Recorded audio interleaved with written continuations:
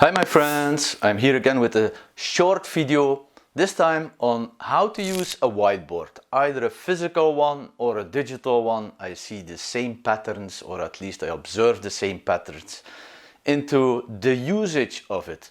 So how do we use a digital or a physical whiteboard properly?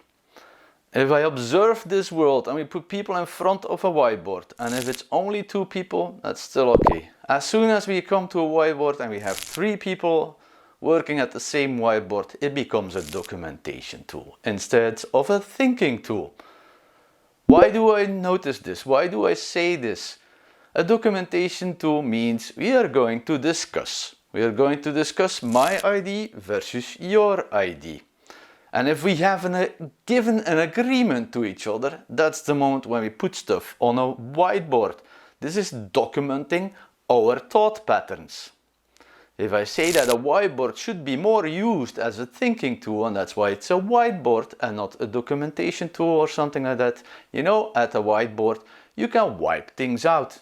So if you disagree, you wipe it out, you do something else.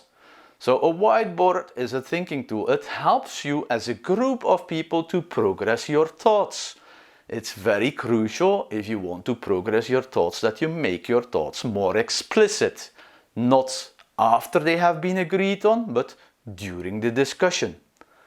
So if you want to use a whiteboard more appropriately, whatever you think, you draw it out on the whiteboard. Other attendees in your conversation will see and hear, which is a higher level, a more effective way of communicating towards each other.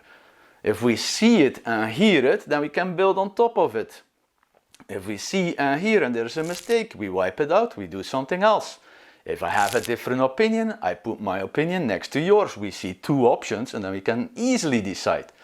If we don't put it on the whiteboard, then we need to visualize your thoughts into my head to actually make sense out of it, or the other way around. It will make our conversation less effective. A whiteboard is there as a thinking tool. So please, from now on, if you start using a whiteboard, either physical or digital, use it as a thinking tool and abandon it as a documentation tool. Thanks for your attention. See you next time.